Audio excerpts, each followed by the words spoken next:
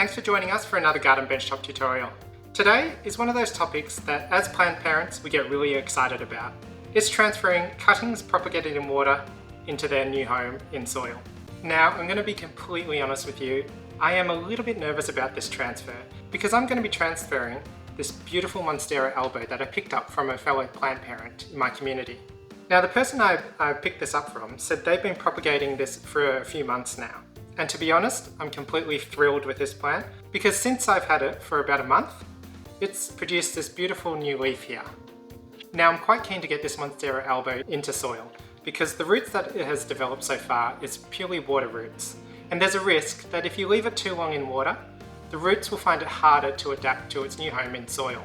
Now if I can show you, it's got a very healthy root system. You can see from the bottom that there's healthy white roots developing. And I'm keen to get it away from all this algae that's grown in the cup. So today's the day that I transfer this into its new home. So let's get started. So the first step in transferring cuttings propagated in water is to identify when the cuttings are ready for transfer. Now there's a few things I look for. First and foremost, you want to be looking at the roots. Now a healthy root system is one that's producing white thick roots. Now you can see from this cutting it is producing some very nice roots in several different areas, not just one main one. So I'm very happy with this root system, and in fact you can start to see some secondary roots coming off the main ones. Now it's quite obvious from the root system that this cutting is probably a bit overdue because the roots are actually starting to coil in the shape of the cup. Another great sign to look for is new growth. Now I explained in the beginning of this video that this is a new leaf, and this one actually only came out probably a week ago, and it is an absolutely stunning leaf and I love it. It's almost like a half moon. And the last sign that I look for besides the root system is if there's any signs of any other roots. And you can see here that there's an aerial root that's actually starting to grow more. So this is the prime time to get this guy into some new soil and give it a fighting chance to establish to its new home. Now the second step involved with transferring a cutting into soil is getting your materials ready. Now I've got a mixing bowl here, and I've got some soil all ready. Now I'm going to be completely honest with you, this isn't my mix here. This is a mix of the person who sold me this plant. And he kindly just provided me this free of charge with the plant, purely because I was asking him about how he maintained this plant in its original conditions and the type of soil that the mother plant lives in. So he said he's got some spare and gave it to me for free as a bonus. You just gotta love the plant parenting community. They're there to help, share their knowledge and lend a helping hand whenever there's someone who asks for it. So thumbs up to them. Now looking at the mix that he's got, it's definitely got some charcoal pieces here. So horticultural charcoal. He's got some orchid bark, looks like a bit of a medium grade, nothing too big.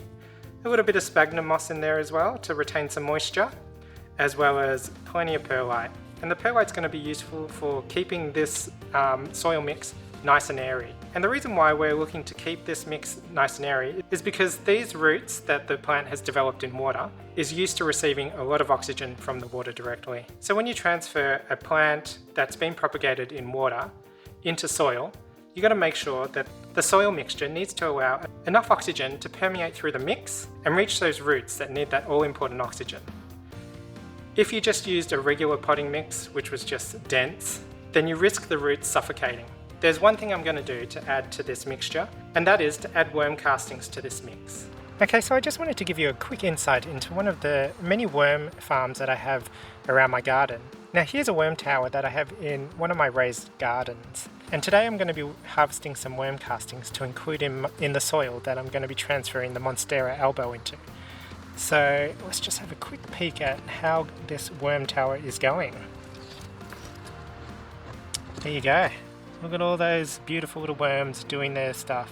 And you can see all those beautiful rich worm castings on the top. So that's what I'm going to be using and harvesting today. Wow, look at all those beautiful worms. Okay. Now you can see this is rich, light and very hummus-like in its texture. And this worm tower is just full of it. So I'm going to be sifting out the worms in here and putting them back in their home, but as you can see, this is a beautiful container of black gold there. And there's a couple of reasons why I like to add worm castings to a mix from the get-go. First of all, worm castings are a very light and neutral fertilizer for plants. Unlike commercial brands which have the potential to burning roots, worm castings are very gentle. And if you're a friend of the garden benchtop, you'll know that I like to use worm castings whenever I can. The other reason I'm going to be using worm castings in this soil mix is to give this plant a slow, easy transition into soil. If I wanted to, I could use this soil mix just as is, but I feel adding worm castings into this mix will slowly transition this Monstera Albo into a more soil-based environment. So in this step, I'm going to be mixing through my worm castings into this mixture by emptying it out, giving it a good stir, and then we'll fill this back up.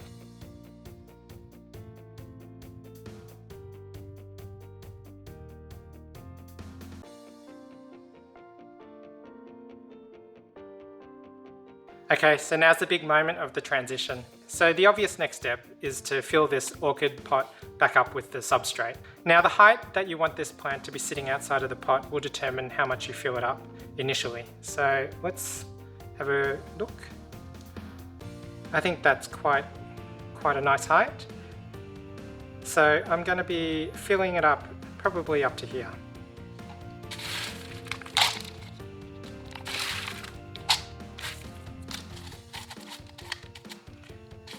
What I like to do is create a little mound in the middle, just so that when you put the plant down with its roots, the roots, rather than clumping up, will splay out and evenly distribute around the pot. So there's our little kind of mound.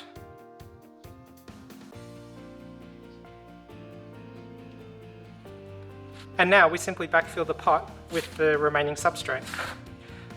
Now you want to make sure all the roots are covered, as well as this little aerial root, because that'll allow this aerial root to get some moisture in.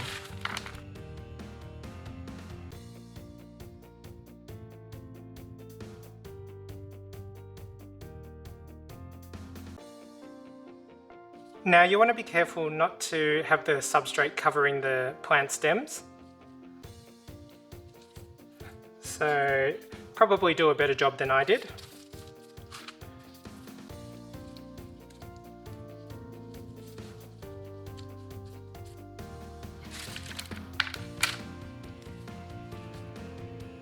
And you want the plant to be sitting a bit straighter up. Now just firm down the soil. Just gently tap it down. And there you go, a nicely potted cutting that's been propagated with water. Now there's a few important things you need to note about aftercare for water propagated cuttings. These cuttings are used to being in a very moist environment. So we're going to need to keep this environment wetter than usual in the first week or so. And that's to ease the transition from water into the soil. Now I'm probably going to be watering this thoroughly each day or every other day in the first week. And what that means is running water through it, making sure that the water drains freely. We do not want any water pooling in this, otherwise it can potentially cause root rot. But the idea is to have the environment in here very moist in the initial stages, and then as the weeks go, we're going to slowly taper that down. So water it once every 3 days or 4 days. And in doing so, the idea is the roots will slowly adapt to the soil and start to produce more fibers along the roots, which are more furry and can extract all the nutrients from the surrounding soil. In the usual garden benchtop fashion, I'll give you some updates on how this Monstera Albo is going. Make sure to hit that like and subscribe button, because I'll be producing videos to give you updates along the way. Fingers crossed it gets through this transition, but I'm pretty confident this guy's going to pull through because of its robust root system and the fact that it's producing beautiful new leaves.